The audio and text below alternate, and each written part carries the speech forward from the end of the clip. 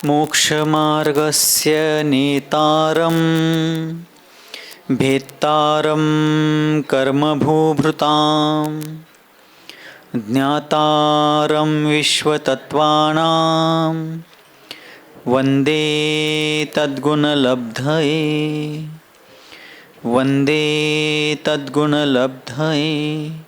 पंचपरमेष्ठी भगवान की, द्वादशांग जिनवानी माता की, चारित्र्य चक्रवर्ती मुनिकुल पितामह योगींद्र चूड़ामणि धर्म साम्राज्य नायक 20वीं शताब्दी के प्रथम आचार्य भगवान श्री शांति सागर जी मुनि महाराज की, दीक्षा गुरु शांत मूर्ति वात्सल्य रत्नाकर गुरुवर आचार्य भगवान श्री सन्मति सागर जी मुनि महाराज की, परम पूज्य आचार्य भगवान श्री विद्यासागर जी मुनि महाराज की, परम पूज्य आचार्य वर्य श्री वर्धमान सागर जी मुनि महाराज की, परम अहिंसा परमो धर्म की।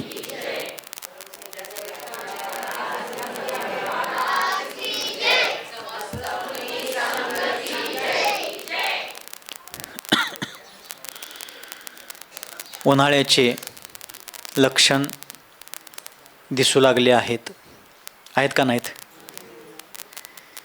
मार्च महिना अजून चालू होत नाही आहे तोपर्यंत फेब्रुवारीच्या अंती देखील उन्हाळा जाणवू लागला.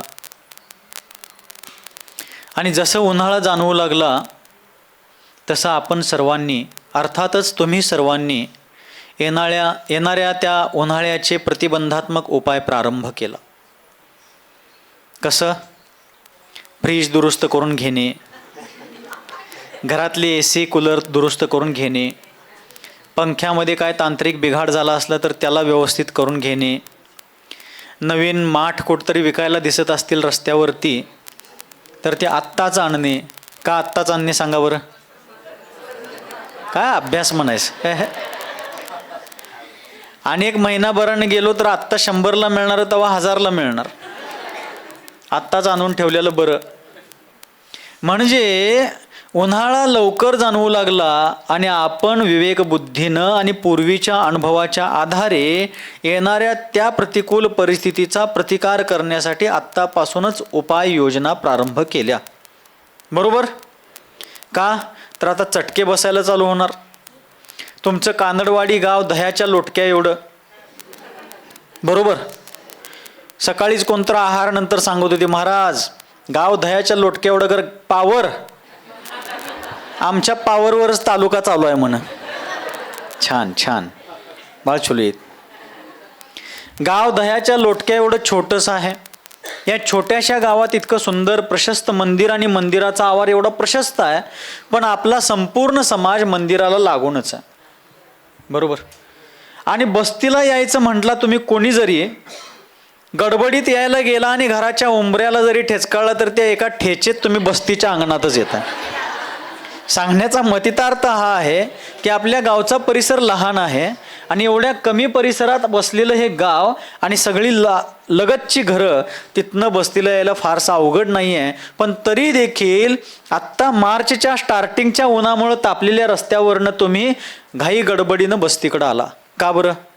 याक बरे पायाला चटके बसत होते, पाय भाजत होते. आणि हे सगळं पाहून येणाऱ्या भीषण गरमीचं, उन्हाळ्याचं प्रतिबंध करण्यासाठी, उपाययोजना चालू करण्यासाठी मगाशी सांगितलेल्या सगळ्या गोष्टी आता हळूहळू ॲक्टिव्हिटीमध्ये यायला लागल्या. मग मला एक सांगा, उन्हाळा आत्ता चालू व्हायला लागला, या वर्षीचा व्हायला लागला आहे, लक्षणं जाणवा लागलेली आहेत. परंतु आता तो पुढं भयंकर होणार आहे हे पाहून आपण एवढी हालचाल चालू केली. अजून उन्हाळा तर खऱ्या अर्थानं आलेला नाही आहे, पण प्रारंभिक लक्षणांना पाहूनच आपण व्याकुळ होतो आहोत, त्याची तयारी करतो आहोत, प्रतिबंधात्मक उपाय करतो आहोत. पण हा संसाराचा जो संताप आहे तो अनादी कालापासूनचा.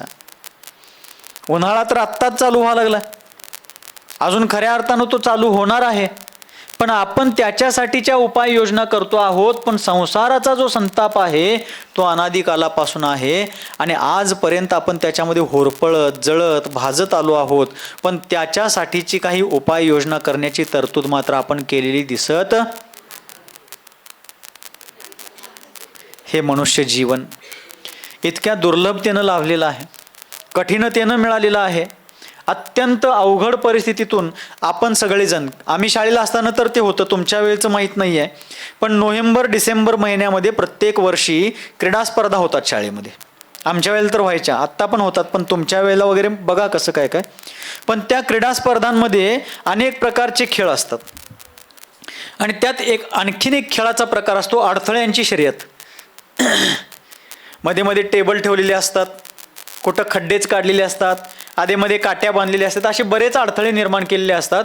त्या सगळ्याला कुठंही न पाडता न शिवता आपल्या टार्गेटपर्यंत पोहोचायचं असतं आणि मग त्यातले बरेच विद्यार्थी त्याच्यामध्ये फेल होतात, काहीच विद्यार्थी शेवटपर्यंत व्यवस्थितपणे जातात. बरोबर. तसं या वर्तमान जीवनामध्ये मनुष्य पर्याय लाभण्यापर्यंत आपण इथं जे पोहोचलो आहे यात अनेक अडथळे पार करून आपण आलोय. काय करून आलोय? मौन आहे काय? अनेक अडथळे, अनेक समस्या, अनेक व्यवधान, अनेक प्रकारची संकट पार करून आपण इथंपर्यंत आलो. निगोद पर्यायामध्ये अनंत काळ आपण व्यतीत केला. त्या निगोदामध्ये इतकं दुःख आहे ज्याचं वर्णन साक्षात केवली भगवान सुद्धा करू शकणार इतकं दुःख. नरकातलं दुःख तर आपण शास्त्रामध्ये ऐकतो, वाचतो. ते दुःख सुद्धा त्या निगोदाच्या दुःखाच्या तुलनेत थोडं कमीच आहे. ते सुद्धा प्रचंड आहे, पण निगोदाच्या दुःखाच्या तुलनेमध्ये ते दुःख फार आहे. आणि असं सगळं दुःख भोगून इतर एकेंद्रियादी पर्यायामध्ये भटकंती करून करून नरकादी चारी गतींमध्ये जन्ममरणाचं दुःख भोगून आज आपण वर्तमान पर्यायामध्ये मनुष्य जीवन जैन कुलामध्ये जन्मधारण केला.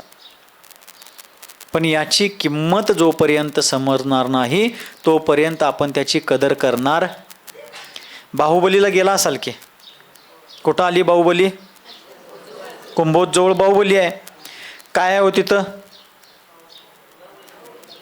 झाडी, डोंगर,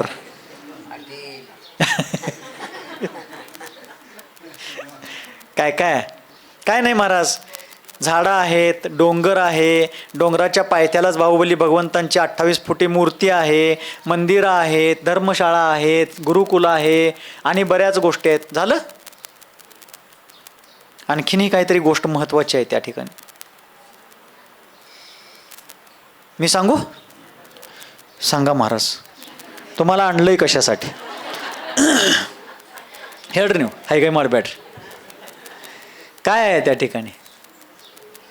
तर जे मंदिर परिसर आहे, ज्या ठिकाणी बाहुबली भगवान आहेत, त्यांच्या लगतच सम्मेर शिखरजी, चंपापूर, पावापूर, कैलास, गिरनार वगैरे ह्या सगळ्या तीर्थक्षेत्रांच्या प्रतिकृती आहेत.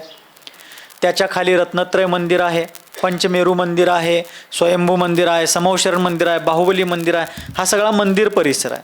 बरोबर. आणि त्याच परिसरामध्ये मुनिनिवाससुद्धा आहेत, संत भवनसुद्धा आहेत. आणि त्या ठिकाणी हे सगळं आपण पाहिलं. आणखीन एक गोष्ट आहे, बाहुबली भगवंतांच्या पायऱ्या चढायला जात असताना दोन्ही बाजूला कसले हत्ती आहेत? तो पांढरे शुभ्र 2 हत्ती आहेत. हे सगळं आपल्याला माहिती आहे. पण त्याच सोबत आणखीन एक गोष्ट त्या ठिकाणी आहे की त्या मंदिर परिसरामध्ये भिंतींवर सुभाषितं लिहिलेली आहेत. संस्कृतमध्ये, प्राकृतमध्ये, हिंदीमध्ये, मराठी, कन्नड, इंग्रजी, गुजराती इत्यादी अनेक भाषांमध्ये त्या ठिकाणी काय केलेले आहेत? सुभाषित, सुविचार लिहिलेले आहेत. बघितलंय का? आठवत सुद्धा नाही आहे तुमच्यापैकी कित्येक लोकांना. का तर आपलं लक्ष कोणीकडे असते तिथं गेलं की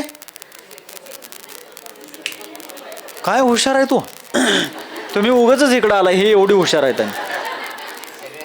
जिथं माणसं कमी हुशार आहेत तिकडं जाय सोडला आणि तुम्ही या हुशार माणसांच्या गावात आला. हां, हे म्हणजे काय? आज्या बी सांगायला लागल्या.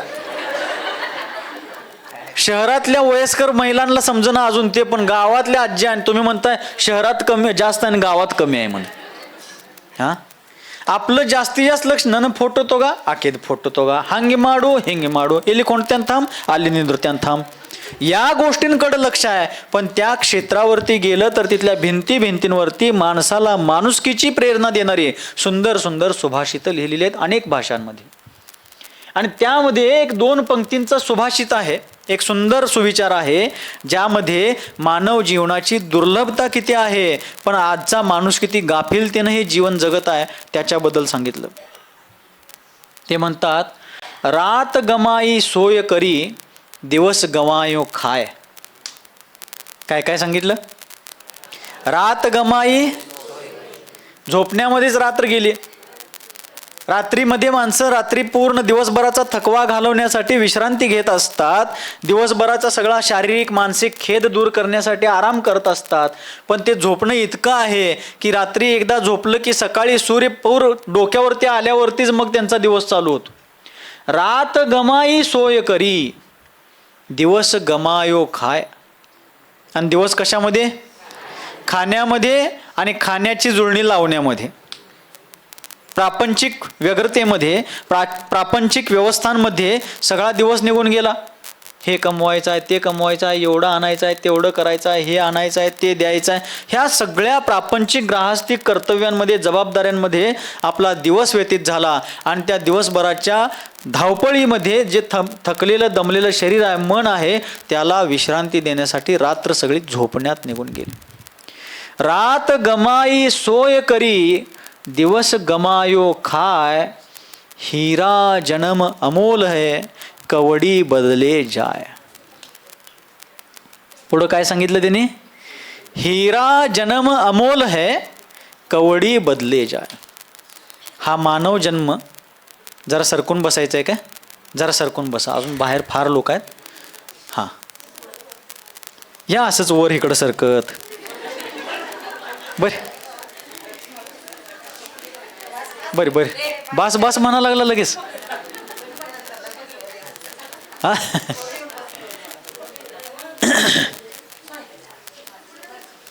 झाल्यावर सांगा.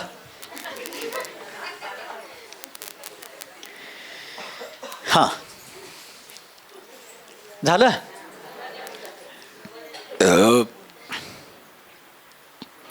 हे मानवीय जीवन एखाद्या हिऱ्यापेक्षा, रत्नापेक्षा मूल्यवान आहे.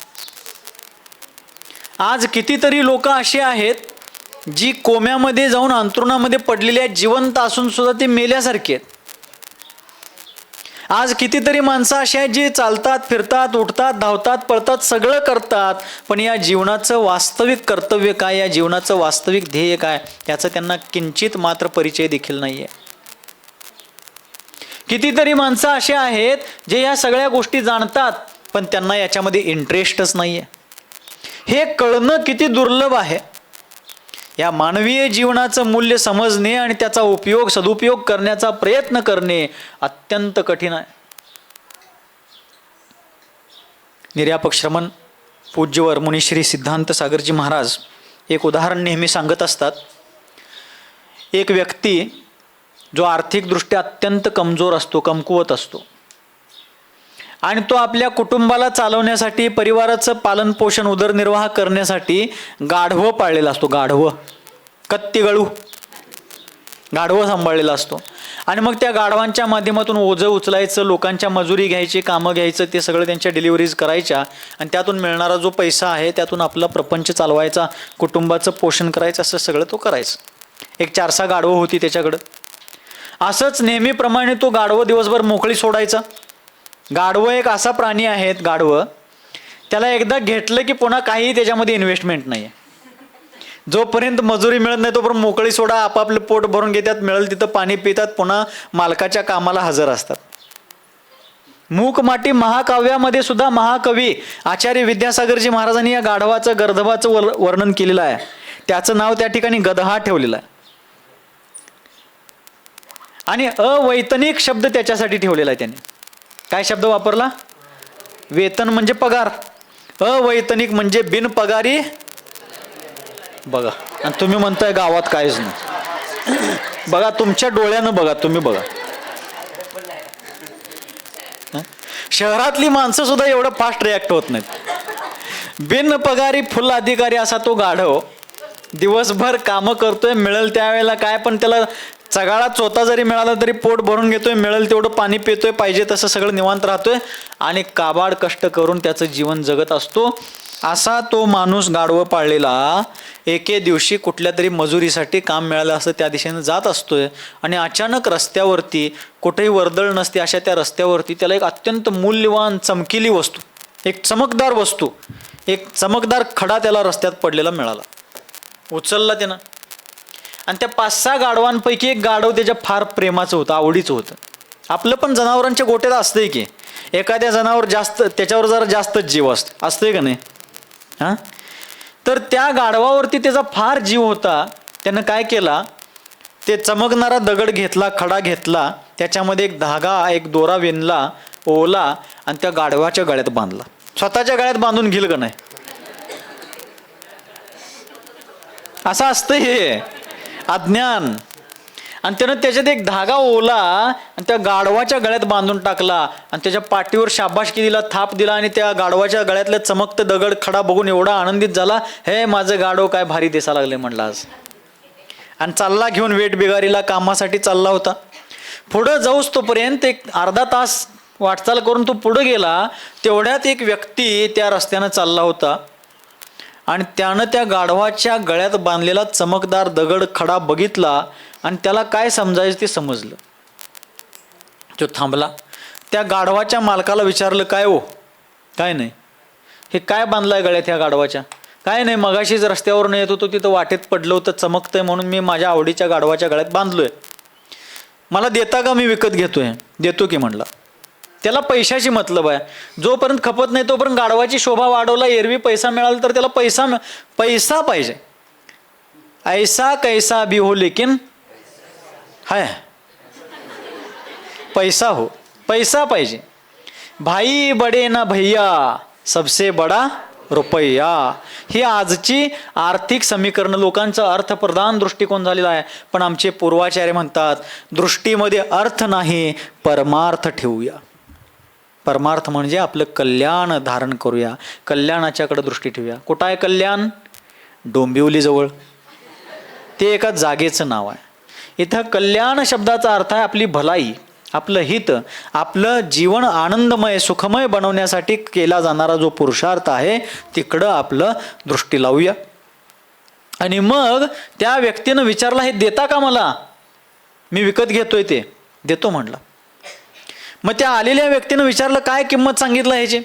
हा गाढवाचा मालक एकदम अडाणी, अंगुठा छाप, त्याला काहीही कोणत्याही प्रकारचा आर्थिक एवढा ज्ञान, काही कोणताही परिचय नव्हता. तो रोजचं मिळतील तेवढे 50-100 रुपये घेऊन आपलं रोजचं तेल, डाळ, गूळ, मीठ, मिरची, मसाला आणला, घर चालवला, विषय संपला त्याचा. काय पोरांना शिकवायची चिंता नव्हती, बायकोला काय अमुक चप्पल हार करायचा आहे, गोळदाळी पाटल्या बिलवर आणायचा आहे, ह्याचं काय टेन्शन नव्हतं. कारण त्यांच्या पत्नी योगायोगानं लय समाधानी असतात. कसल्या? लय समाधानी असतात. त्यांनी असला काय वनवा लावत नाहीत, ते समाधानीच असतात. आणि मग त्याला बाकी काही चिंता नव्हती, फक्त रोजचा पोटाचा खळगा भरणे, विषय संपला. त्यानं विचारला, किती रुपयाला देता हे? तेव्हा म्हणला 10 रुपयाला देतो. किती रुपयाला देतो? 10 रुपयाला देतो. तुम्ही हळहळा लागला बघा लगेच. या नवरा आली होती बरे अगदी आणि 100 कोटी देऊ करे ना मग शिकतीतला. 10 रुपयाला देतो म्हणला. आता तो आलेला म्हणला, आहे ह्याची किंमत 10 रुपये होते, 5 रुपयाला देतोस का बोल? किती? 5 रुपयाला देत असलास तर सांग. त्याला वाटलं गाढववाल्याला बहुतेक ह्याची किंमत जरा जास्त असावी, हो गोष्ट आणून धर लागला. देत नाही म्हणला मी 5 रुपयाला. 10 तर 10च देणार मी, त्याच्या आत काही देत नाही म्हणलं. तेव्हा म्हणला, ह्यो कुठं जातोय? तो आलेला जो व्यापारी होता तेव्हा म्हणला, कुठं जाणार आहे ह्यो जाऊन जाऊन गाढववाला? आज नाव दे, ह्यो मलाच देणार आहे. मग ह्याला लई आता ह्याला मिनत्या करत बसायला नको, ह्यो आणि ताटून चाडून बसणार म्हणला. गेला तो तसंच पुढं. आणि जरा ह्यो गाढवं चरवत पुढे गेला, तोपर्यंत दुसरा एक तसलाच व्यापारी आला. त्यानं विचारला, काय रे गाढवाच्या गळ्यात काय बांधलास? काय नाही, मगाशी येताना वाटेत हे चमकीला दगड घावला आणि माझ्या आवडीचं गाढव आहे म्हणून त्याच्या गळ्यात बांधलोय. काय करणार आहेस त्याचं? काय नाही, चांगलं गिराईक मिळालं, योग्य किंमत आली तर विकणार आहे म्हणला. मग तो आला, त्यानं पण ओळखला होता हे नेमकं काय आहे ते. कितीला देतोस बोल म्हणला. म्हणलं 10 रुपये. काय नाही, माझ्याकडनं 100 रुपये घे म्हणला. किती रुपये दिला? 100 रुपये त्यानं दिला. 100 रुपीज. देव मागतोय, आंधळा मागतोय 1 डोळा. तो 10 रुपये मागितला होता, त्याला त्याच्या 10 पटीनं पैसे मिळाले. 100 रुपये मिळाले त्याला. हरकून गेला की तो. पट दिशी 100 रुपये घेतला, खिशात बंडीत ठेवला, गाढवाच्या गळ्यातनं ते काढून त्याच्या हातात दिला, तो निघून गेला. कारण तो जो होता तो रत्न होतं, रत्न. ते जे चमकणारा दगड खडा होता का नाही, ते रत्न होतं, लाखो करोडो रुपये किमतीचं ते होतं. पण त्या गाढव विकणाऱ्याला त्याची काय किंमत माहीत नाही, त्याचा काय कधी परिचय नाही आहे. रस्त्यानं तो कुठेही कामं करत फिरत असताना उन्हात काच सुद्धा चमकत असते, खाली पडलेले काचेचे तुकडे. त्याला वाटलं तसलंच काय तर असेल हे, असं समजून त्यानं त्या गाढवाच्या गळ्यात बांधला आणि 10 रुपये सांगितला. त्याला 100 रुपये मिळाले. वास्तविक ते किती रुपयाचं होतं? लाखो करोडो रुपये त्याची किंमत होती. पण करोडो रुपये किमतीची वस्तू त्यानं 100 रुपये प्राप्त करून दिला. वास्तविक त्याची काही इन्व्हेस्टमेंट नव्हती, त्याला 100 रुपये मिळाले, त्याचा फायदाच झाला. पण थोड्या वेळानं, अनेक तासभर झालं, तो पहिला आलेला माणूस पुढं जाऊन काहीतरी काम करून परत चालला होता. पुन्हा ह्यो गाढववाला गाठ पडला की त्याला. आता पुन्हा गाठ पडल्यावर गाढवाच्या गळ्यात ते दिसणं झालं. त्याला म्हणला, काय रे ते कुठं दिलंस? मी घेणार आहे. तू 10 रुपये तर 10 रुपये घे, चल, पण मला ते दे म्हणला. विकलो म्हणला मी ते. कितीला विकलास? तुमच्यासारखाच अनेकटा आलता मगाशी, मी 10 रुपये सांगितलो त्याला, पण त्यानं खुशीनं मला 100 रुपये दिला आणि घेऊन गेला की ते. काय मूर्ख आहे श्री म्हणला. कोण म्हणतोय? तो पुन्हा आलेला. कसला अडाणी आहेस तू? अरे ते करोड रुपये किमतीच होता आणि ते 100 रुपये दिलास. गाढववाला म्हणला, अण्णा मी अडाणीच आहे, मला त्याची किंमत माहीत नाही, त्याचा काय परिचय नाही, त्याला काय म्हणतात हे सुद्धा मला माहीत नाही, काय सुद्धा नाही. तुम्हाला माहीत होतं का नाही त्याला काय म्हणतात आणि त्याची करोड रुपये किंमत आहे? मी 10 रुपये सांगताना तुम्ही 5 रुपयासाठी गळा वाळवून घेतला आणि आता मला मूर्ख म्हणताय. तुम्ही म्हणताय तसं खरोखरच मी मूर्ख आहे. करोड रुपयाची किंमत मी 100 रुपये घेऊन दिलो, पण मला त्याचं काय माहीतच नव्हतं. माझं काय नुकसान झालं नाही, उलट मला 100 रुपये मिळाले. पण मला तुम्ही तरी देखील मूर्ख म्हणताय, पण तुम्ही मूर्ख शिरोमणी आहे म्हणला. त्या माणसाला काय म्हणतो तो? तुम्ही मूर्ख शिरोमणी आहे, तुम्हाला ती कोट रुपयाची वस्तू आहे माहिती असून देखील तुम्ही त्याला 10 रुपये म्हणताना 5 रुपयासाठी अर्धा तास हुजत घातला आणि आता येऊन म्हणताय करोड रुपयाची किंमत आणि दिल्यावरती मलाच मूर्ख म्हणताय. खरा मूर्ख मी का तुम्ही? सांगा बरं, सांगा की. असं तो त्याला विचारतोय. मी हात करताना तुम्ही आणि म्हणशीला. कशासाठी असं झालं सांगा बरं. रात गमाई सोय करी, दिवस गमायो खाय, हीरा जन्म अमोल है, कवडी बदली जाय. जसं ते रत्न करोड रुपये किमतीचं होतं, पण त्याची किंमत, त्याचं मूल्य, त्याची मूल्यांकन न करता आल्यामुळं त्या व्यक्तीनं ते 100 रुपयात विकलं. तसं आजच्या माणसांचं जीवन झालेलं आहे. काय नाही, हे जीवन म्हणजे काय? खाओ पिओ मजा करो, जन्म लिया है ये सब, खाओ पिओ मजा करो और एक दिन चले जाओ. एक चारवाक मत आहे, चारवाक मत. चारवाक म्हणजे चारू वाक. चारू म्हणजे सुंदर, वाक म्हणजे वाणी. तो लोकांना आवडेल असं बोलतोय. ते चांगला असू दे किंवा वाईट असू दे, लोकांना जे बरं वाटतंय का नाही ते बोलत राहतोय तो. काय म्हणतोय चारवाक? म्हणजे तो एक विचारक होता. जसं मार्टिन लुथर किंग वगैरे पाश्चात्य युरोपियन कंट्रीचे लोक होऊन गेले, तसं तो एक विचारक होऊन गेला आपल्या भारतामध्ये, चारवाक. तो काय म्हणतो? यावत जीवेत सुखम जीवेत. काय म्हणतोय तो? यावत जीवेत सुखम जीवेत ऋणम कृत्वा घृतम पिबेत, भस्मीभूतस्य देहस्य पुनरागमन कुतः. म्हणजे काय म्हणतोय तो? यावत जीवेत सुखम जीवेत, जोपर्यंत जिवंत आहोत तोपर्यंत ऐशारामात मजेत जगा. आणि कसं जगा? ऋणम कृत्वा घृतम पिबेत, कर्ज काढा पण तूप प्या म्हणतोय तो. ऐकायला लागलाय काय? कर्ज काढा, ऋणम कृत्वा, कर्ज करा, कर्ज काढा, पण पाणी पिऊ नका, तूप प्या. म्हणजेच काय? थोडक्यात मौज मजेत जगा, चैनीखोर जीवन जगा. का? त्याला कोणतरी विचारलं असं का बरं? तर तो म्हणतोय भस्मीभूतस्य देहस्य पुनरागमन कुतः. एकदा का हा देह भस्मीभूत होऊन गेला, नष्ट होऊन गेला, तर पुन्हा हे सगळं भोगायला, मौज मजा करायला, चैनीचं जीवन जगायला, ऐशोआराम करायला आपण पुन्हा कुठे येणार आहे? म्हणून जोपर्यंत आहे चंगळ करा. पण हे त्याचा अज्ञान आहे.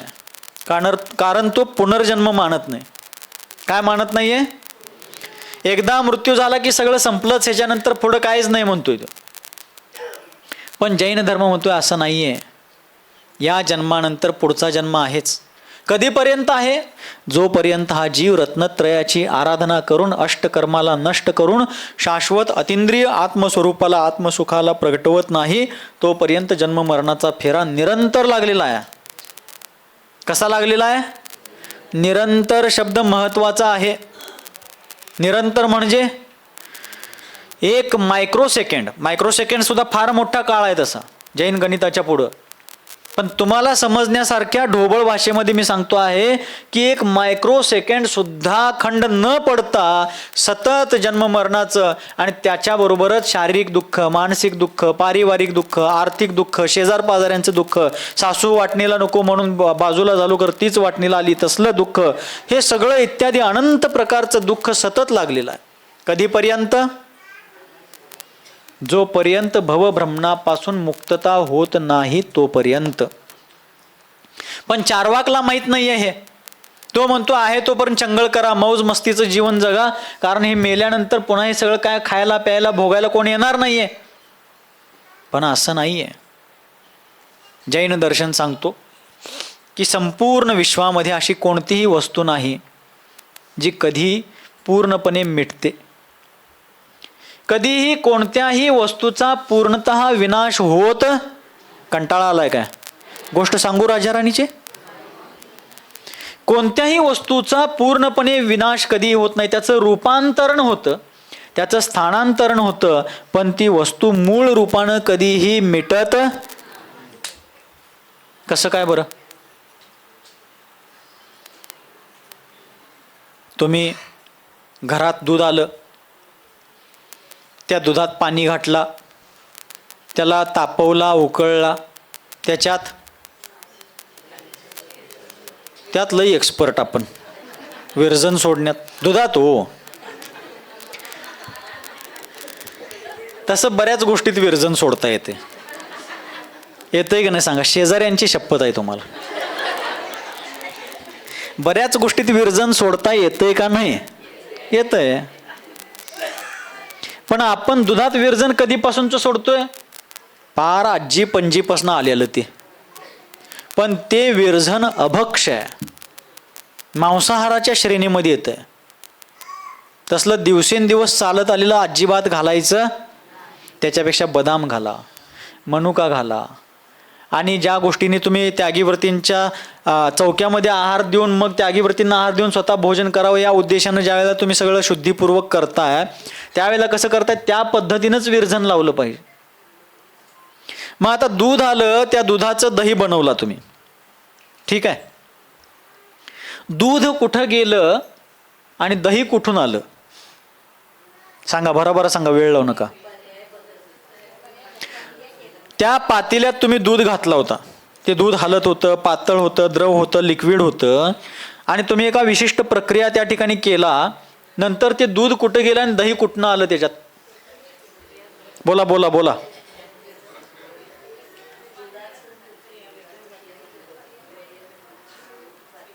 दूध कुठंही गेलेलं, दही कुठूनही आलेलं, मग काय झालं? दूधच दही रूपानं परिवर्तित झालं. मूळ वस्तूचा नाश झाला नाही, परिवर्तन झालं. आता त्या दह्यात काय घातला? काय? रवी का शशी? रवगी हाकऱ्यात रागा. त्या दह्यामध्ये रवी घातला आणि त्याला पार घुसळून काढला. घरात कसं सारखं घुसळत असतंय का नाही दह्याला? हो.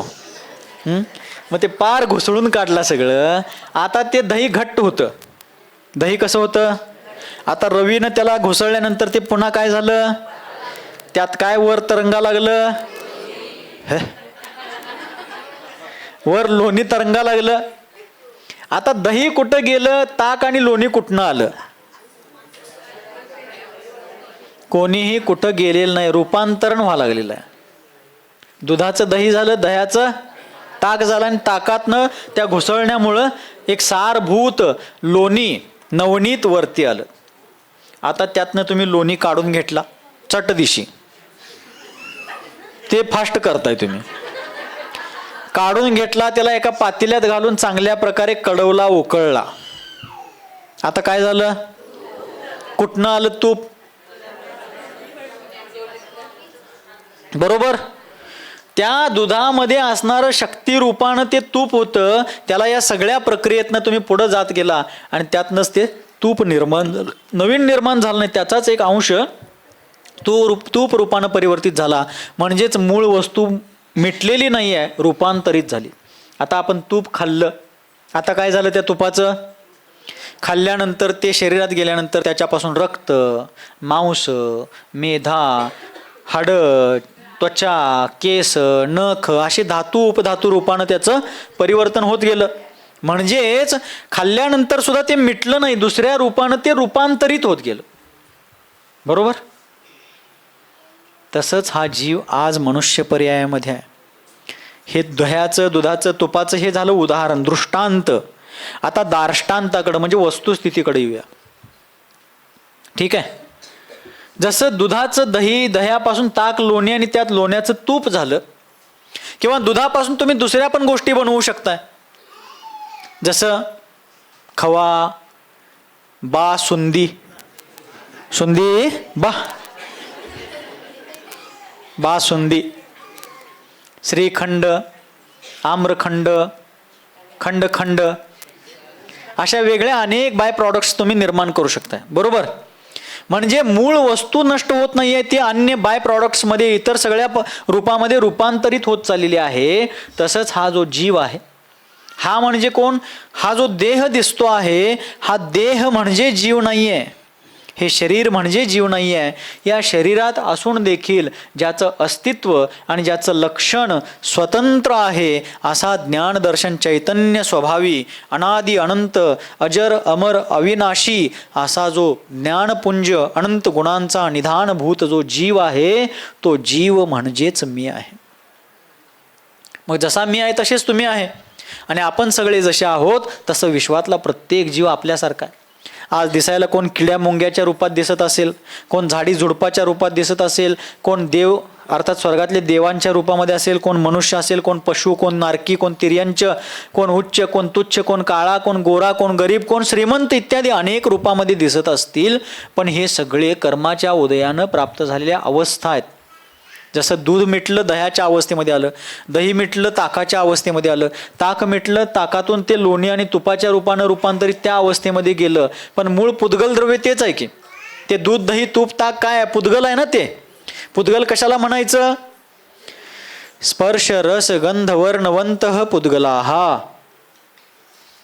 कशामध्ये आहे सूत्र? हे नाही. कुठल्या ग्रंथात आहे हे सूत्र? कशात आहे? बोला बोला, चुकलं तरी बोलू द्या, बोला. रत्नकर्ण श्रावकाचारामध्ये आहे. कोण म्हणतंय तत्वार्थ सूत्रामध्ये आहे? कशात आहे? एवढी लोक बसलाय. जैन धर्माचा जो मूळ एक प्रतिनिधित्व करणारा जो ग्रंथ आहे, त्याच्यातली सूत्र आम्हाला लक्षात नाही येत. कशात आहे? कपाटात. तत्वार्थ सूत्रामध्ये आहे. मग मी नाही म्हटल्यावर कच खाल्ला की खरं? उत्तर बरोबर होतं तुमचं तत्वार्थ सूत्रात, पण मी नाही म्हटल्यावर लगेचच कच खाल्ला तुम्ही. का कच खाल्ला? कारण एकदा दशलक्षणमध्ये झाकून ठेवलं कपाटात, पुन्हा पुढच्या दशलक्षणलाच ते बाहेर. आणि ते बी स्वाध्यायासाठी नाही, ती एक प्रणाली आहे आपल्यामध्ये की दशलक्षणमध्ये रोज 10 अध्यायांचं किंवा एक अध्यायांचं वाचन करायचं. तेवढं झाकून ठेवलं का नाही कपाटात, पुढल्या भाद्रपद महिन्यातच चलो. पुद्गल कशाला म्हणायचं? द्रव्य किती आहेत? 6 नाहीत. द्रव्य अनंत आहेत. द्रव्याचे प्रकार 6 आहेत. इथंच किती द्रव्य बसल्यात बघा की, 6 आहेत का इथं? अनेको द्रव्य इथंच बसलेले आहेत. वरतीच इथं 11 द्रव्य आहेत का नाही? द्रव्य अनंत आहे, त्यांचे प्रकार 6 आहेत. जीव जातीचे अनंत द्रव्य आहेत, पुद्गल जातीचे अनंत अनंत द्रव्य आहेत, धर्मद्रव्य, अधर्मद्रव्य, आकाशद्रव्य आणि असंख्यात कालानुद्रव्य आहेत. कंटाळा आलाय का? गोष्ट सांगणार आहे थोड्या वेळाने मी. परंतु अशा प्रकारे ह्या 6 प्रकारच्या द्रव्यांपैकी एक पुद्गल द्रव्य आहे. पण ते पुद्गल म्हणायचं कशाला? स्पर्श, रस, गंध आणि वर्ण.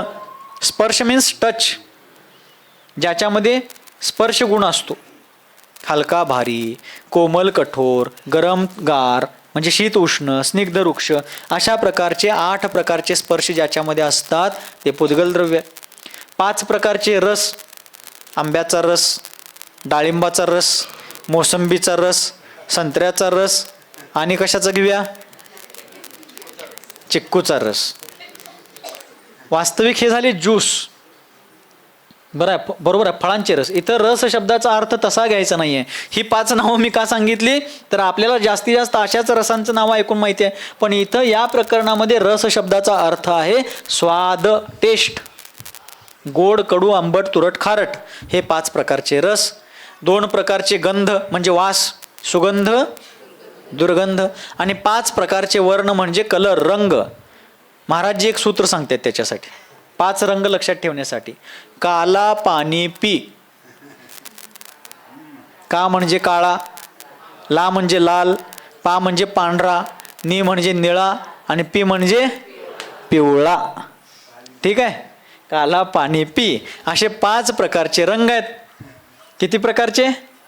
असे स्पर्श, रस, गंध आणि वर्ण हे गुण ज्याच्यामध्ये मुख्यत्वे आहेत. इतरही अनंत गुण आहेत, पण मुख्यत्वे ओळख देणारे हे 5 गुण ज्या द्रव्याचे आहेत त्याला म्हणायचं पुद्गल द्रव्य. ह्याला स्पर्श आहे का नाही? आहे.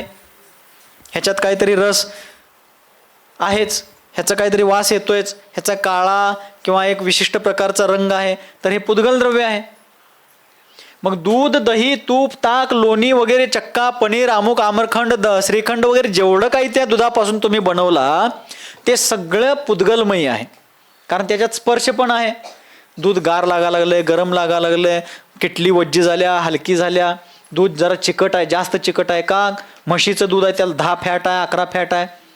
चिकट, स्निग्ध म्हणजे चिकटपणा. तूप चिकट असते ना, स्निग्धता, वृक्षता आहे. अशा प्रकारे दूध मूळ पुद्गल द्रव्याचं एक स्कंध पर्याय आहे.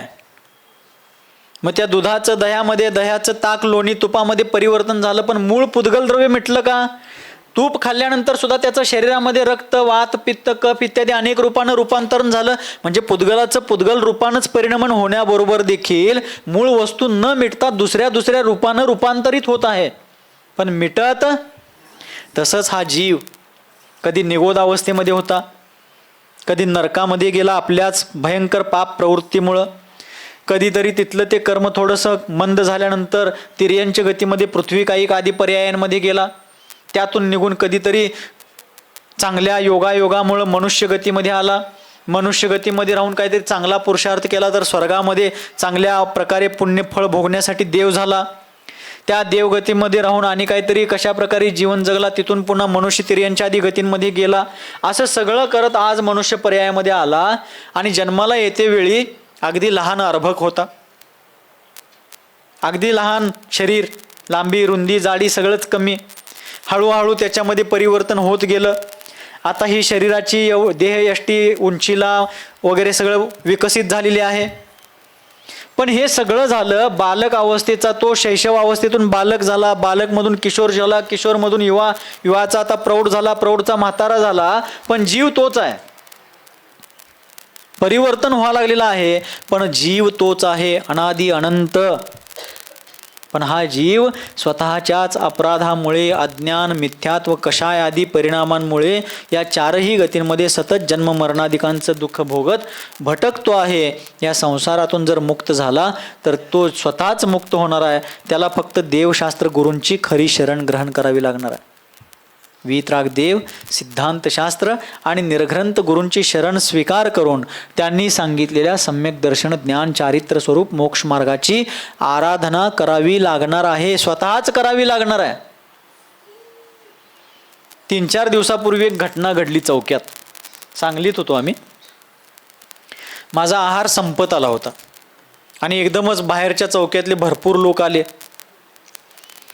आता एकटा घेणार आणि घालणारी काय तिथं मावणात.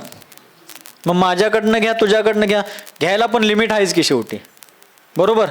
तुम्हाला काय वाटतंय ना, ಒಂದ ತುತ್ತು ಹಾಕಿದ್ಯಾನ ಖರೆ ಎಲ್ಲರೂ ತುತ್ತು ಏನ್ಸರ್ಲ್ಯಾ हा फट्टे त्या नगरखानी आहेत. आणि मग नंतर गर्दी झाली. मग मी काय म्हणलं, सगळ्यांना संकेत केला, सगळे मिळून हात लावा. काय म्हणलो मी, लक्ष देऊन घ्यायचं आहे, ह्यात फार मोठा बोध आहे या प्रसंगामध्ये, लक्ष देऊन समजून घ्यायचं आहे. मग मी सगळ्यांना असं सूचित केलं, संकेत केलं की सगळे मिळून हात लावा. ज्यांनी हातात पाण्याचा तांब्या घेतला होता सगळ्यांनी त्याला हात लावा असं मी सूचित केलं. कारण आता मला संपत आला होता आहार. त्यात एक आजी होत्या कडक. त्या आजी काय म्हणाव्यात, काही हचऱ्यानं उंडंगे आगती ती. काय म्हणले ते, काही हचऱ्यानं उंडंगे आगती ती. म्हणजे दुसरे पाणी घालायला लागल्यात, आम्ही त्याला हात नुसता लावलो तर काय आम्ही जेवल्यासारखं होणार आहे काय, नाही. तसं किंवा एखादा व्यक्ती जेवा लागलाय आणि जेवणाऱ्याच्या हाताला हात लावलं तर काय आमचं पोट भरणार आहे का. आम्ही स्वतः ग्रास उचलून स्वतः खाल्लो पाहिजे तेव्हा पोट भरणार आहे. तसं मोक्ष मार्ग देखील भगवंतानी सांगितला. स्वतः ते त्या मार्गावर चालले, स्वतः ते त्या पर्यायाला प्राप्त झाले. जाता जाता त्याने आम्हाला सगळ्यांना तो मार्ग सांगितला. आता महाराज तुम्हाला आम्ही आहार देतो, तुमची वयावृत्ती करतो, तुमचं सगळं व्यवस्था करतो, अभयदान वगैरे देतो, असं केला तर फक्त महाराजांचं आहारदान वगैरे केल्यामुळं तुम्हाला मुक्ती मिळणार. तर या सगळ्यासोबत तुम्ही सगळ्यांनी स्वतः देखील रत्नत्रय स्वरूप मोक्ष मार्ग धारण केला पाहिजे. काय केला पाहिजे, त्याच्याशिवाय मुक्ती नाही, त्याच्याशिवाय सुटका नाही आहे. काय नाही आहे, मग सुटका पाहिजे का नको, पाहिजे. कोणाकोणाला पाहिजे, तुम्हाला काय माहीत, वकीलपत्र घेतलं हो तुम्ही सगळ्यांचं, सगळ्यांनी पाहिजे म्हणायला. महाराज वकीलपत्र जरी घेतलो नसलो तरी सगळेजण या संसाराच्या संतापाला अत्यंत थकलेले आहेत, दमलेले आहेत आणि सगळ्यांनाच आता या जन्ममरणापासून मुक्ती पाहिजेला आहे. हा आमचा एकमेकांच्या बरोबर झालेल्या चर्चेतून एक निष्कर्ष आहे. एकमेकाच्या बोलण्यातून धार्मिक गोष्टींमध्ये आम्ही एकमेकांशी संवाद साधत असताना केलेला हा एक विचार आहे. म्हणून सगळ्यांनाच मुक्तता पाहिजेला आहे. पण फक्त मागितल्यानं मुक्ती मिळणार, तिटकारल्यानं दुःख मिटणार, त्याच्यासाठी रत्नत्रय धर्माची भावना करावी लागेल की प्रभो मला केव्हा एकदा तुम्ही सांगितलेला मोक्ष मार्ग लाभेल आणि मलाच नव्हे तर विश्वातल्या अखिल प्राणीमात्रांना आपल्याद्वारे सांगितलेला मोक्ष मार्ग लाभू दे. का नाही, ही भावना करायची. ही भावना करायला फार मोठं पांडित्य लागतं, विद्वत्ता लागते, फार शास्त्र वाचावे लागतात असं काही नाही. हां, भरपूर शास्त्र स्वाध्याय करूया आपण, पण अशा प्रकारच्या उत्तम उत्तम भावना करण्यासाठी सगळे शास्त्र वाचल्यावरच अशी भावना करता येते असं काहीही. म्हणून चांगल्या भावना करूया, सगळ्या जीवांच्या भलाईची विचार करूया आणि त्याचसोबत स्वतः देखील रत्नत्रय धर्माला धारण करण्याचा प्रयत्न करूया. नसेल तर अज्ञानमयी जीवन जगत आजपर्यंत आपण अनंत दुःख भोगलेलं आहे. अज्ञान किती भयंकर असतं बघा, साध्या साध्या गोष्टी सुद्धा लक्षात येत नाहीत. असंच आम्ही 2024 फेब्रुवारी 2024 मधली घटना आहे. आष्ट्यामध्ये होतो आम्ही. आष्ट्यामध्ये गांधीनगर म्हणून एक उपनगर आहे आणि तिथं पूजा होती. धर्मचक्र विधान होतं का, जिनं सहस्रनाम विधान काहीतरी होतं. धर्मसागरजी महाराज आम्ही सगळेजण होतो. आणि मी एक दिवस आहारला गेलो होतो रोजच्या प्रमाणे. आहार चालू होता आणि माझं त्या दिवशी दुधाचा त्याग होता. कशाचं, माझं काय त्याग होतं हे सांगण्याचा माझा उद्देश नाही आहे, पण त्या निमित्तानं एक घटना घडली ते मला सांगायचं. मग आहार चालू असताना मध्यंतरीच त्यांनी खीर आणली. खीर चौकेवाल्याने, महाराज हुग्गी तोगरे खीर घ्या. मग ते खिरीचा रंग जरा असा पांढरट दिसा लागला. मग मला अंदाज होता की ह्यात दूध असणार. मग मी त्यांना खुणवून विचारलं काय काय घातलंय त्याच्यात. मग एक आज्जा ते खिरीचं पातेलं घेऊन उभारले होते. मग त्यांना काय कळना. असं करताना शेवटी मला त्यात दूध आहे का हे खात्री करून घ्यायची होती, पण असं खुणवताना त्यांना काय कळना. मग शेवटी मी असं केलो. असं केल्यावर आज्जा म्हणतोय धार कोण काढले सांगा.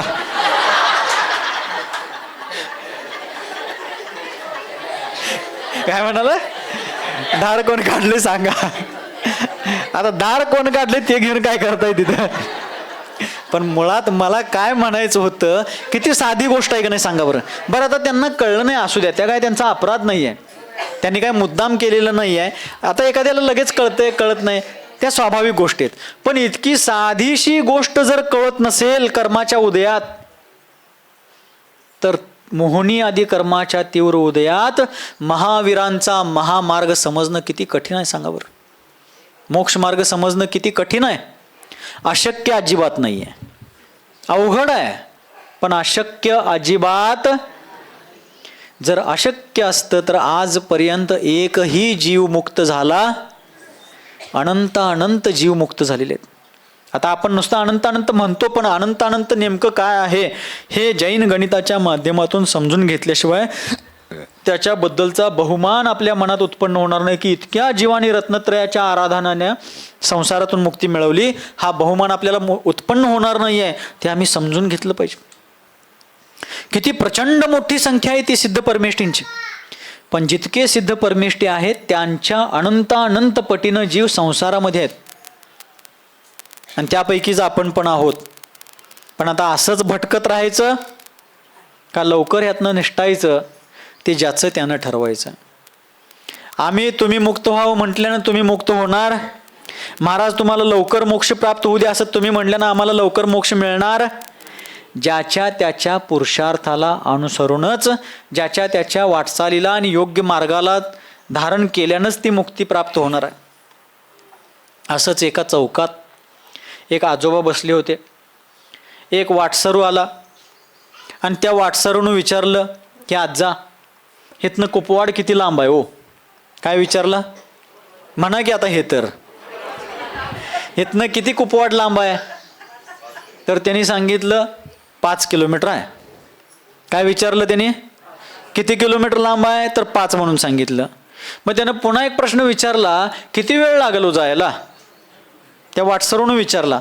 चालत आलतात हो, किती वेळ लागेल जायला? आज्जा गप्पच बसले, काय बोलणार. मग आज्जा काय बोलनात म्हणताना तो पुढं वाटचाल चालू केला. असे एक 5-25 पावलं गेला, तेवढ्यात आज्जानी त्याला हाक मारलं आणि त्याला सांगितलं, अण्णा तुम्ही 1 पाऊण तासात कुपवाडला पोचताय बघा. मग तो वाटसरू म्हणला, आत्ता काय मी विचारलो नाही, मगाशी विचारलो तेव्हा सांगितलं नाही, आता बिना विचारता का सांगा लागलाय? त्यावेळेला आज्जा म्हणले, किती अंतर आहे हे मला माहिती होतं, त्या प्रश्नाचं मी उत्तर परफेक्ट दिलो, पण किती वेळात तुम्ही पोचणार ही तुमची चाल बघितल्याशिवाय मी कसं सांगणार? आता तुम्ही किती वेगानं चालत होता मी बघितलो आणि तुमचा वेग बघून सांगितलो मी तुम्ही पाऊण तासात पोचताय म्हणून. तसं महाराज आम्ही मोक्षाला कधी जाणार हो? एकदा चालून दाखवा की त्या मार्गावर, मग सांगतो तुम्ही कधी जाताय ते. मग त्या मार्गावर चालणे म्हणजे ह्या पायाने चालणे असं नव्हे.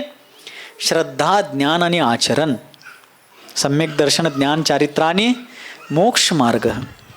पायानं चालणं त्या मोक्ष मार्गावर चालणं असं नाहीये.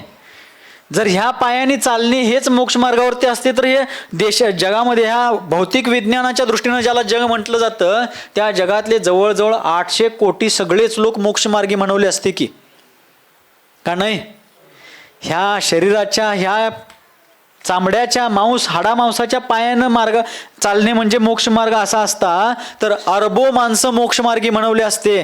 पण तेवढं सोपं अवघड पण नाहीये, अशक्य तर नाहीच नाही, पण प्रारंभिक दृष्ट्या अवघड असलं तरी सुद्धा अभ्यासानं हळूहळू काय होत जातंय? सोपं होत जातंय. आचार्य विद्यासागरजी महाराजांनी मूक माटी महाकाव्यामध्ये एका ठिकाणी सांगितलं, बरसों से रोटी बनाता खाता आया. ऐका लागलाय? बरसों से रोटी बनाता खाता आया, फिर भी पाक शास्त्री की पहली रोटी करडी क्यों बनती बेटा? इसलिए सुनो, आयास से डरना नहीं, आलस्य करना नहीं. म्हणजे पाकशास्त्री म्हणजे आचारी, स्वयंपाक करणारा आचारी असतोय की. मग तो वर्षानुवर्ष स्वयंपाक करायला लागलाय, पण त्याची रोजची पहिली भाकरी जरा निबारच होत्या, पण तो प्रयत्न करत राहतोय आणि पुढं त्याचं सगळं व्यवस्थित होत जाते. तुम्ही सगळे सुद्धा तुमच्या तुमच्या लहानपणी भाकरी करायला वगैरे शिकत होता, भाकरी चपाती वगैरे. पहिल्याच प्रयत्नात पहिलीच भाकरी 100 नंबरी झाली का तुमची? परफेक्ट झाली? मोडली, तुटली, खाली पडली, पिटाळली, विटाळली, करपली, कच्ची राहिली, सगळं झालं. आता सध्या एक भाकरी तव्यात आहे, दुसरी चुलीच्या तोंडाला आहे, तिसरी तोफच्या तोंडाला आहे, चौथी थापा लागलाय, इकडं फोडणी घाला लागलाय भाजीला. हो, फोडण्या पण बऱ्याच प्रकारच्या आहेत, पण आता फोडणी भाजीला घाला लागलाय. इकडं घरातल्यांना डबा भरून द्यायला लागलाय, तिकडं पोरं शाळेचं कपडे मागायला लागले ते द्यायला लागलाय. हे सगळं करत असून सुद्धा तव्यातली भाकरी फिरवायला गेला तरी तुम्हाला चटका बसत नाही का? Practice makes man perfect. सतत केलेल्या प्रयत्नानं व्यक्ती त्या त्या कामामध्ये कुशल बनतो. हा मोक्ष मार्ग पण तसाच आहे. सुरुवातीला अवघड वाटते, या द्यावर हेळदारू कोंदला कितको का दीक्षा तಗೊಂಡು ಹೋಗಿ ನಮ್ಮ ಮನೆಗೆ ಜಾಳ ಮುಗ್ದವು ಅಂದ್ರೆ ಯಾರು ತಗೊಂಡಾರ ಅವ್ರ ಮನೆಗೇನ ಜಾಳ ಮುಗ್ದವು ಅತ್ತ ತಗೊಂಡಾರ ಅನ್ರಲ್ಲ ನೀವ್ರ. हा, एका महाराजांनी एक व्यक्ती फार दीक्षा घ्यायचा इच्छुक होता. हो, XYZ इथल्या जवळच्या गावाचं, सांगली जवळचंच एक गाव आहे, आणि तो दीक्षा घ्यायला लय इच्छुक होता. म्हणून शेवटी त्याच्या घरातल्यांना जरा समजावून सांगायचं म्हणताना बोलवून सांगा लागले. त्याच्या घरातली म्हणा लागले, त्याला दीक्षा घेऊन तुमच्या संघ पाठवायला आमच्या घरातली जोंधळं संपल्यात होय. म्हणजे ज्यांच्या घरातली जोंधळं संपतील त्यांनी दीक्षा घ्या असा अर्थ झाला की काय नियोजन म्हणायचं. हा, असं नाही.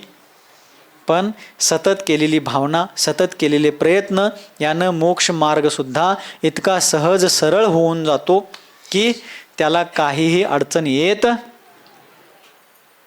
पण त्या दिशेनं आपण सर्वांनी प्रयत्न केले पाहिजेत. मग काय करूया म्हणताय? करूया याने हिंग इरली, दनगोळा, करगोळा, पारगोळा, पचगोळा, भाला, मणी, कुडोद, तगोळोद, इडोद, बिडोद इथं इरली इरली असू दे म्हणताय. ब्याड आगीत महाराज साक बेग आग होगी त्याला, साक बे आगीत मग ती बेक बे आगीत नको. हा संसार अत्यंत दुःखमय आहे, अत्यंत कष्टमय आहे. याच्यातून मुक्त व्हायचं असेल तर वीतराग सर्वज्ञ भगवंतांनी सांगितल्या प्रकारे रत्नत्रय धर्माची आराधना करूया, जिनवाणीचं अध्ययन करूया, खऱ्या गुरूंची संगती करून त्यांच्या प्रेरणेनं, त्यांच्या मार्गदर्शनानं या पवित्र मार्गावरती त्यांचं बोट धरून चालण्याचा प्रयत्न करूया. यातच आमच्या जीवनाचा उद्धार आहे, यातच आमच्या जीवनाची उन्नती आहे. वेळ भरपूर झालेली आहे. काल पण मी कुपवाडमध्ये सांगितलं होतं, आज तुम्हालाही सांगतोय. ज्या वेळेला आपण प्रवचन चालू केलं 3:15 वाजता, आता 4:30 वाजले. प्रवचन चालू करत असताना आपण मृत्यूपासून 1.25 तास लांब होतो. कशापासून? मरणापासून 1.25 तास लांब होतो. आता प्रवचन संपायच्या वेळी आपण मरणाच्या 1.25 तास जवळ गेलोय. बसल्या बसल्या 1.25 तास संपला. आता लक्षात तरी आलं का? असंच हे जीवन कसं निघत चाललंय, संपत चाललंय, आपल्याला कळत देखील नाही आहे. कारण आपलं तिकडं लक्षच नाहीये. कारण आपलं लक्ष यार बैंदारू नमतावर मन्यान बैंदार यांना. म्हणून आपण आपल्या हिताच्या दृष्टीनं प्रयत्न करूया. कारण हे जीवन एका रत्नापेक्षा, हिऱ्यापेक्षाही मूल्यवान आहे. हिरा तर पौद्गलिक आहे, पुद्गलमय आहे, नष्ट होऊन जाणार आहे. पण आमचं हे पर्याय सुद्धा नष्ट होण्याच्या अगोदर आम्ही आपल्या आत्मस्वरूपाला प्रगटवण्याचा प्रयत्न करूया. सोनं, चांदी, हिरे, माणिक, मोती, रत्न यांच्या मागं लागण्यापेक्षा रत्नत्रय स्वरूप मोक्ष मार्गावरती चालण्याचा प्रयत्न करूया. यातच आपल्या सर्वांचा उद्धार आहे. जास्त सांगण्यात काही पॉइंट नाही आहे. समजदार को काफी आहे. गोष्ट राहिल्या म्हणताय? बर, एक बारीक सांगतो आणि थांबतो. अज्ञान अत्यंत दुःखमय असतं. अज्ञान अत्यंत दुःखमय असतं. आणि या अज्ञानामुळं सुरुवातीलाच मी सांगितलेलं आहे की आपलं जन्म एवढं दुर्लभ असून सुद्धा आपण त्याचं मूल्य, महत्त्व न समजून घेतल्यामुळं त्याची अवहेलना करतोय, त्याला हेटाळतोय, त्याचा कसाही उपयोग करतोय. बघा, तुम्ही सगळेजण कानडवाडीचे रहिवासी जरी असला तरी कृष्णा नदीच्या जवळच राहता. त्यामुळं पाण्याची किमान प्यायला तरी काय अडचण नाही. शेतीवाडीला जरा कमी जास्त होत असेल, पण प्यायला तर काय अडचण आहे का आपल्याला पाण्याची? नाही. तेच हितनं अनेक 100-150 किलोमीटर लांब जाऊया, लातूर, बीड, धाराशिव, ज्याला आपण एवढे दिवस उस्मानाबाद म्हणत होतो, ह्या भागाकडे गेलो तर ते लोक पाणी, तुम्ही तूप कसं बारीक पळीनं वाढताय की तसं ते पाणी तुपापेक्षा जास्त जपून वापरतात. आज तुम्हाला एक काम सांगणार आहे मी. आता जाऊन स्वयंपाक करणारच आहे तुम्ही, फासाची तयारी. आज तुम्ही सगळ्यांनी स्वतः जेवताना पण आणि घरातल्यांना वाढताना पण तूप भात वाढीनं वाढायचं आहे.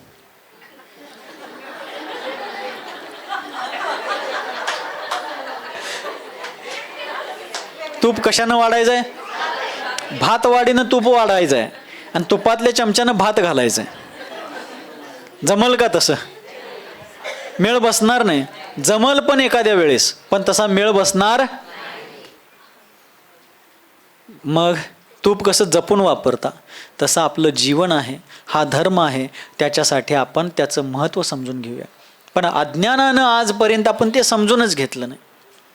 असंच एक मुलगा लग्नाला आला होता, तरुण होता. आसपास सांगली, कोल्हापूर, शिरोळ तालुका, मिरज तालुका सगळे तालुके पार चाळण केली, खरं कुठं काय मेळ बसला नाही. शेवटी बाबाला घेतला आणि कोणीकडे गेला?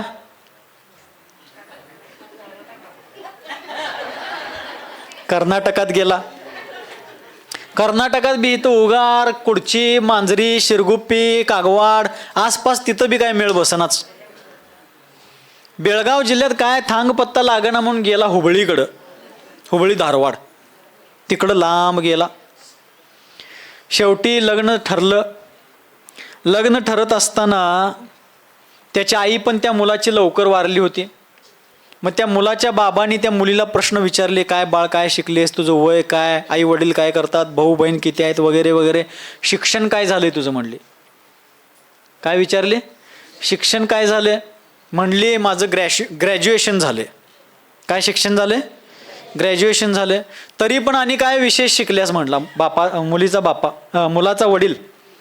म्हणली मी पाककला तज्ज्ञ आहे म्हणली. कसली तज्ज्ञ आहे? स्वयंपाक करण्यामध्ये मी विशेष पदार्थ व्यंजन बनवण्यामध्ये मी डिग्री घेतलोय म्हणलं. हे शाबाश म्हटला तो. का तर ह्याची बी बायको लवकरच एक्सपायर झाली होती. मुलाचं बाप लेकाचा हाल होत होतं पोटाकडनं, आणि आता सून मिळायला लागले ते पण साधी सुधी नव, पाककला तज्ज्ञ. जान दे म्हणला तो बी. ठरवूनच टाकलं, हा चलिए आप. आणि पाककला तज्ज्ञ सून सापडल्यावरती त्यानं काय जास्त हुंडा बिंडा काय लई लांबट लावला नाही. तो ठरवला. लग्न झालं. लग्न झाल्यावर इकडं लक्ष. 5 दिवस ती सून नांदली. लक्ष आहे का इकडं? 5 दिवस नांदल्यानंतर ते पुन्हा माहेरला जातात वाटतं की, जातात ना? हां, 5 दिवस नांदून ती पुन्हा माहेरला गेली आणि 4-8 दिवस राहून पुन्हा आता सासूरवाशीन होण्यासाठी परत आली. पण परत येत असताना त्या सुनेच्या माहेरकडली लोक तिला सोडायला आलते. काका काकू अमुक तमुक एक 7-8 लोक आली सोडायला. ते बी हायगईच केले नाहीत. आले सोडायला. ह्यांचं सगळं आलेल्यांचं स्वागत ह्यांनी केले.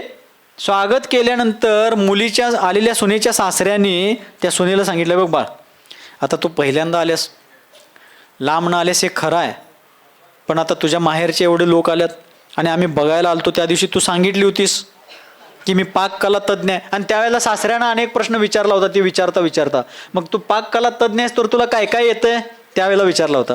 मग ती सांगितली होती मला A to Z येते. ती मुलगी त्यावेळेला सांगितली होती मला A to Z येते. हे शाबाश म्हणला. ठरवला, सगळं झालं. आता ती 5 दिवस राहून पुन्हा माहेरला जाऊन आली. मग सासरा सांगायला लागला, आता बघ माहेरकडचे तुझे लोक आलेत एवढे सगळे, आणि आज तूच स्वयंपाक करायचं, आम्ही सगळे आणि तुझ्या माहेरचे सगळे लोक तू केलेल्या स्वयंपाकाचंच जेवण करणार. बर मारत्यान रे मामा म्हणली. कर्नाटकातली होती. 1-1.5 तास गेल्यावरती मामारी नडरे लारू उटा माडका म्हणा लागली. स्वयंपाक तयार झालाय, अडगी तयार आगी ती. सगळीजण जेवायला बसली, सासरचे माहेरचे. जेवण संपत आलं. जेवण संपलं तरी ताटात 3च वस्तू, भात, झुणका आणि पाणी. 3च गोष्टी आल्या. चौथा विषयच नाही. मग आता जेवता जेवता कसं विचारायचं पै पाहुण्यात म्हणताना सासरा काय बोलला नाही, पण जेवण झाल्यावर म्हणला की मुली म्हणणार, प्रेमळ होता माणूस, तू सगळं A to Z येतंय म्हणलीस आणि हे नुसता भात झुणकाच का घातलीस? ते म्हणली मामारी, A Andhra Anna, Z Andhra झुणका आहेत. ये आंध्रयाना अण्णा झेड आंध्र विषय मुगीत म्हटले. बघा साध्या साध्या गोष्टी आहेत, दिसताना फार मोठे दिसतात. मोठं घर पण पोकळ वासा. ग्रॅज्युएशन झालंय, भरपूर शिक्षण झालंय, अमुक झालंय, तमुक झालंय, पाककला तज्ज्ञ आहे, ए टू झेड येतंय हे सगळं ऐकून, पण वास्तवता काय आहे? तसंच आमचं घर मोठं आहे, स्टेटस मोठं आहे, सगळं मोठं आहे, पण त्या भौतिक गोष्टी ज्या उद्या मातीतच मिसळणार आहेत, मिटणार आहेत, नष्ट होणार आहेत, पण खऱ्या अर्थानं सम्यक ज्ञानाची निधी आमच्याकडं आहे का? खरं ज्ञान आमच्यामध्ये प्रगट झालं का? हे आपण सर्वांनी बघितलं पाहिजे. आपल्या आपल्या अंतःकरणामध्ये त्या रत्नत्रय धर्माला प्रगटवण्याचा आपण सर्वांनीच प्रयत्न केला पाहिजे. कारण दुसरे कोणीही आम्हाला त्या मार्गावर चालण्याची प्रेरणा देऊ शकतात, मार्गदर्शन देऊ शकतात, साथ सोबत देऊ शकतात, पण चालावं कोणाला लागणार आहे? प्रत्येकाला स्वतःच त्या मार्गावरती चालावं लागणार आहे. दुसरे कोणीही आम्हाला घेऊन तिथंपर्यंत पोहोचवणार. तर आपण सर्वजण रत्नत्रय धर्माची आराधना करूया. त्या आराधनेच्या फलस्वरूप लवकरात लवकर संसारातून मुक्त होण्याचा प्रयत्न करूया. लहान मुलांना चांगले संस्कार देण्यासाठी पाठशाळा चालवा. तरुण पिढी व्यसनाधीन होत चाललेली आहे, त्यांना व्यसनापासून मुक्त होण्यासाठी प्रेरणा देऊया.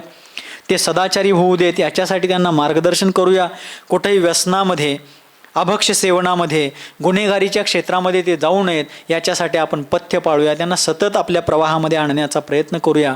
आणि त्याच सोबत आपण सर्वांनीही सामूहिक स्वाध्याय, जिनेंद्र देवांचं पूजन, पुरुष वर्गांनी वगैरे सगळ्या अभिषेक पूजनादी क्रिया करूया.